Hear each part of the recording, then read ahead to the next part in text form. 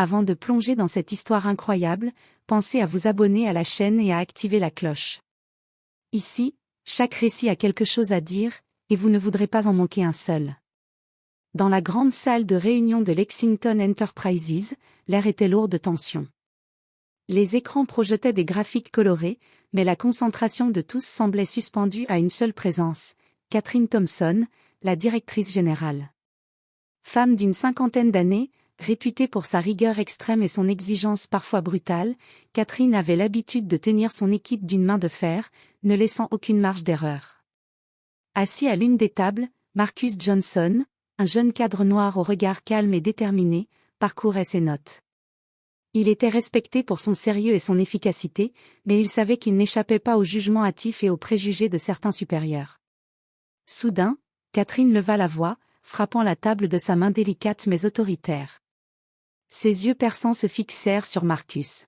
« Marcus, encore une fois, vos résultats sont en dessous de tout. Comment pouvez-vous nous coûter autant et produire si peu ?» Le silence tomba.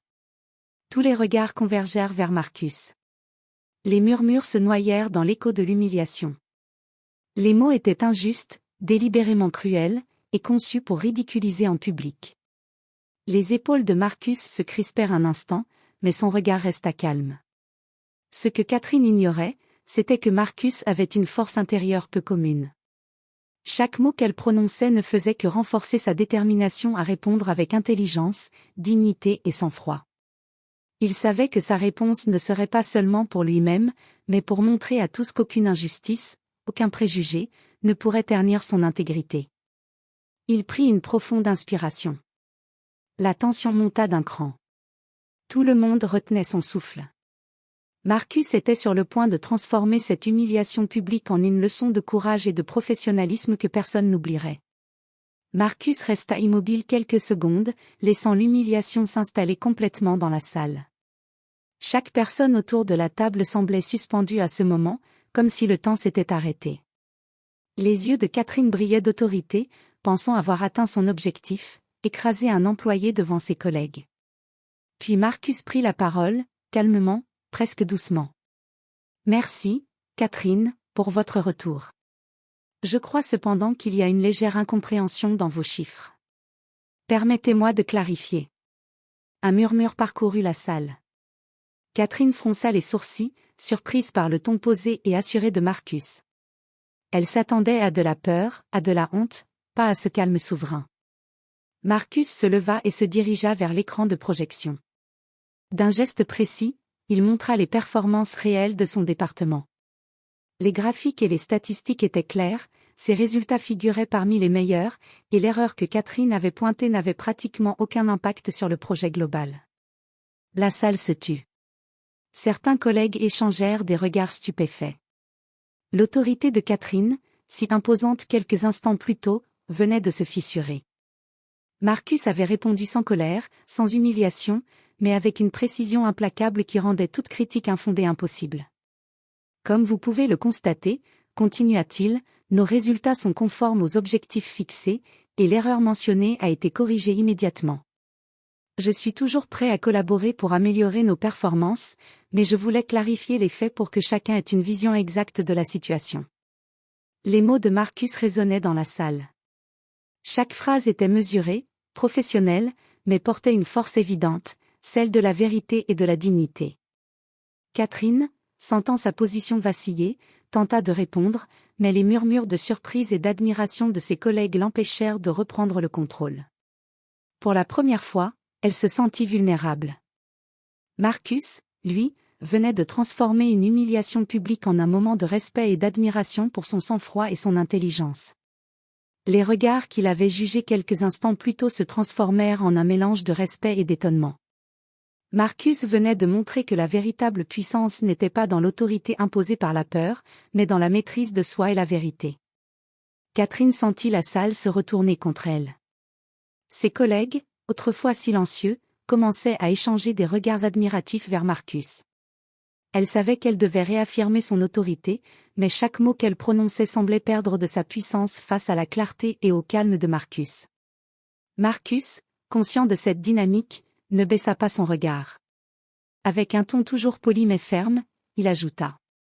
Je comprends la pression de ce poste et l'importance de fixer des standards élevés. Nous faisons tous des erreurs, mais je préfère que nous nous concentrions sur les solutions plutôt que sur la critique publique. Un murmure d'approbation traversa la salle. Plusieurs collègues, qui avaient longtemps gardé le silence face aux comportements autoritaires de Catherine, commencèrent à sourire discrètement. Marcus avait réussi à transformer une attaque personnelle en une leçon professionnelle sur le leadership et le respect. Catherine, rouge de colère et de frustration, tenta de riposter. « Marcus, je ne tolérerai pas ce ton. Vous devez respecter ma position. » Marcus répondit avec un calme inébranlable. « Respecter votre position ne signifie pas accepter l'injustice, Catherine. Je respecte mon travail, mon équipe, et nos résultats. Je crois que nous devrions tous viser l'excellence ensemble plutôt que de chercher à blâmer quelqu'un. » Les mots étaient simples, mais leur impact était énorme. La réunion, qui avait commencé sous tension, se transforma en un moment où la vérité et le professionnalisme prenaient le dessus sur l'autorité abusive. Les collègues commencèrent à applaudir doucement, certains levant même la tête pour montrer leur soutien.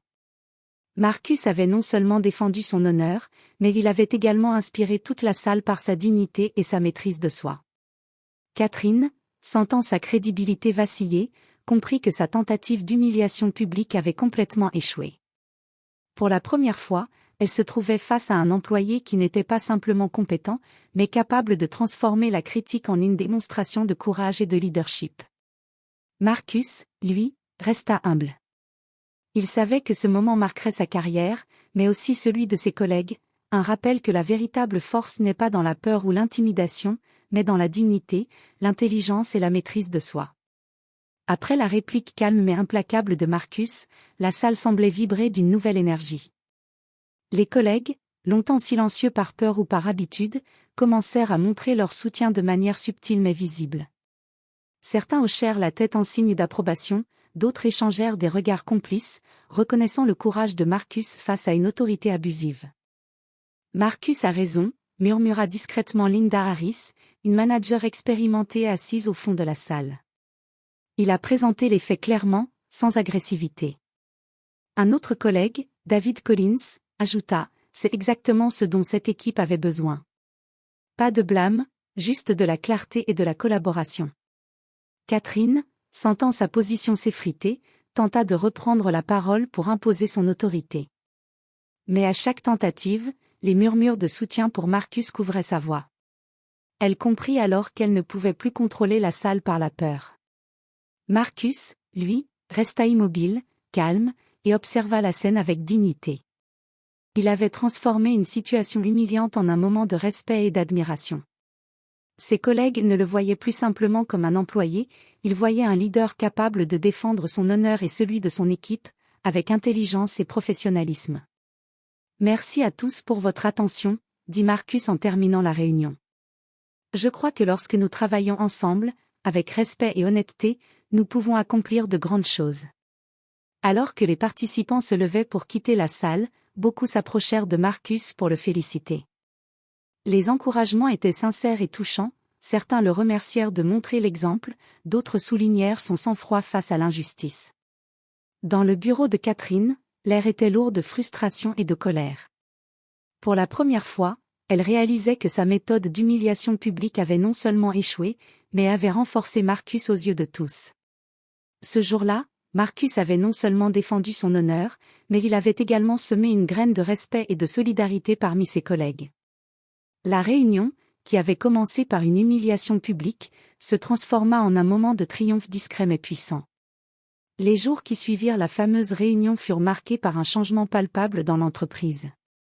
Marcus Johnson ne se contentait pas de continuer son travail avec excellence, il devenait un exemple vivant de leadership et de dignité.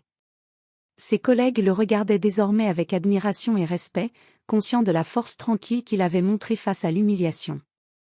Catherine Thompson, quant à elle, se retrouvait dans une position délicate. Les murmures sur sa tentative d'humiliation circulaient dans les couloirs, et certains supérieurs avaient même reçu des échos de la manière dont Marcus avait brillamment retourné la situation. Sa réputation d'autorité incontestée commençait à s'éroder. Marcus, fidèle à lui-même, n'en tira jamais arrogance ou vengeance personnelle. Au contraire, il continua à proposer des solutions, à guider ses collègues, et à défendre l'intégrité de son équipe. Chaque projet réussi renforçait son image, et son nom circulait de plus en plus dans les discussions de la direction. Un matin, Catherine fut convoquée par le conseil d'administration pour discuter de son style de management. Les plaintes concernant ses méthodes et le traitement injuste des employés, amplifiées par la réunion avec Marcus, furent examinées sérieusement. La directrice comprit alors, trop tard, que la force basée sur la peur avait des limites, et que le respect ne s'impose pas, il se gagne. Pour Marcus, la réunion n'était qu'un épisode parmi tant d'autres, mais pour ses collègues, elle était devenue une légende interne. Son calme face à l'injustice, sa capacité à transformer l'humiliation en victoire professionnelle et sa maîtrise de soi avaient changé la dynamique de toute l'entreprise. En fin de compte, Marcus n'avait pas seulement défendu son honneur, il avait inspiré un environnement de travail plus juste, où le respect et la compétence primaient sur l'intimidation. Catherine, malgré son autorité passée, dut apprendre à ses dépens que l'humiliation n'était jamais la voie pour maintenir le pouvoir. Et dans les couloirs de Lexington Enterprises, chaque employé se rappelait ce jour comme celui où un homme calme et digne avait montré à tous que la véritable puissance réside dans le courage, la vérité et l'intégrité.